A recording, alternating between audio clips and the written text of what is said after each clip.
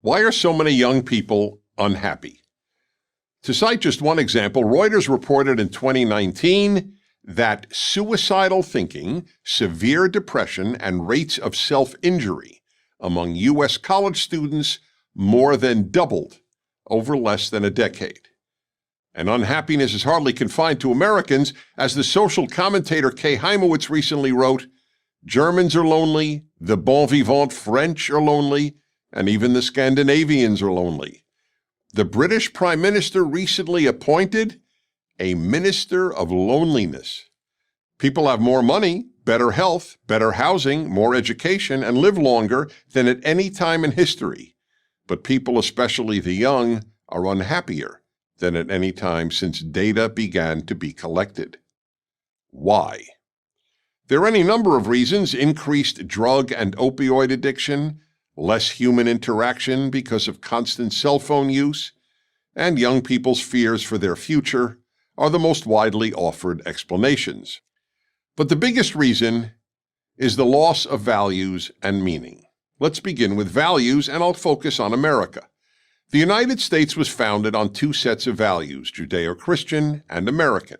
This combination created the freest, most opportunity-giving, most affluent country in world history. This is not chauvinism, it's fact. That's why people from every country on earth have wanted to emigrate to America, and still do.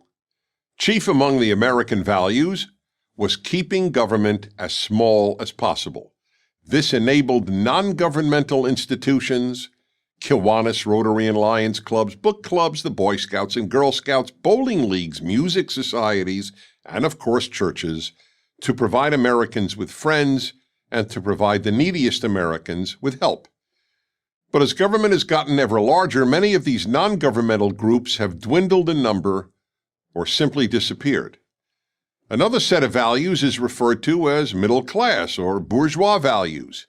These include getting married before having a child, making a family, getting a job, self-discipline, delayed gratification, and patriotism.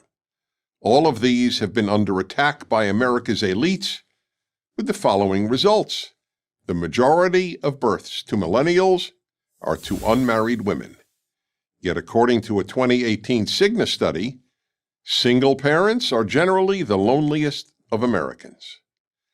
The percentage of American adults who have never been married and who have no children is at an historic high. Then there's patriotism. Until the 1960s, Americans grew up loving their country, admiring the founders, and believing in America's values, most especially liberty. Americans did not ignore the bad parts of their history, but they were wise enough to recognize that what made America exceptional was not its flaws, which were all universal, but its virtues, which were not. This strong American identity provided generations of Americans with roots, community, optimism, and meaning. Which brings me to the most important reason for all this unhappiness: a lack of meaning. As Viktor Frankl, the renowned Austrian-American psychoanalyst, wrote in his masterpiece, Man's Search for Meaning, aside from food, the greatest human need is meaning. And nothing has given Americans, or any other people for that matter, as much meaning as religion. But in the West, since World War II, God and religion have been relegated to the dustbin of history. The result is that more than a third of Americans born after 1980 affiliate with no religion. This is unprecedented in American history, and it's even worse in Europe.